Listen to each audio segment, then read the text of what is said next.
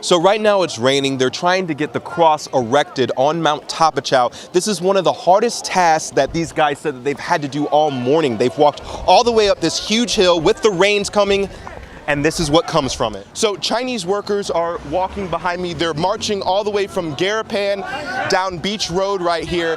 And one of the translators told me that they're saying that they haven't been paid in over a month and they can't get home. You can hear the gunshots. Those are blanks, of course. This is a counterattack with the Marines. They say it's very important to work with your allies. That's why Japanese and French soldiers are here as well. Imagine coming into a hospital, dropping your loved one off, and finding out that they can't get a mammogram anymore because the only mammographer here on island is a contract worker, and she doesn't know if she's going to be able to return after December. Now I'm inside the Tinian Fire Department, and the deputy commissioner says that it's expanding and there's a need for new gear, new fire trucks, and new equipment. We're in one of 4 hangar bays inside the USS Ronald Reagan. Now this has about 20 aircrafts in it for the mission Valiant Shield.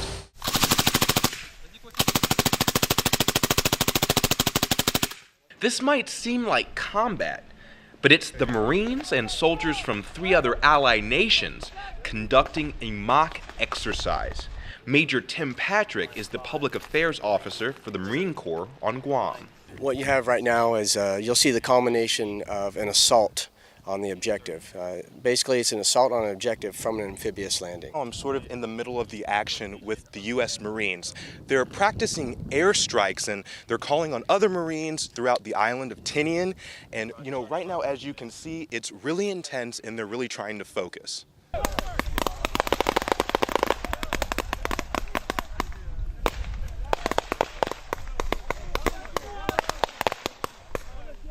So this building right here was the objective itself.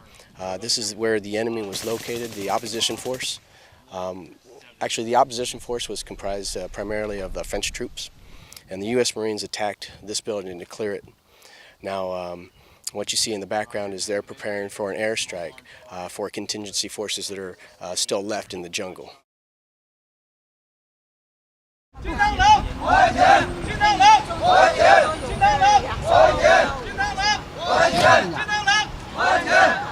After Chinese construction workers walked the streets of Garapan again in protest, Congressman Gregorio Khalili Sablan speaks about efforts to get them home. They are in the process of issuing the passports, returning it and processing it and actually returning it back to them so they could go. I mean, they can't leave without travel documents. So Chinese workers are walking behind me. They're marching all the way from Garapan down Beach Road right here. And one of the translators told me that they're saying that they haven't been paid in over a month and they can't get home. There's an attorney who's an expert on China labor. And I was just watching his video speak about how in China, how they settle this in China. They either go through litigation or mediation, and most of the time they go through mediation.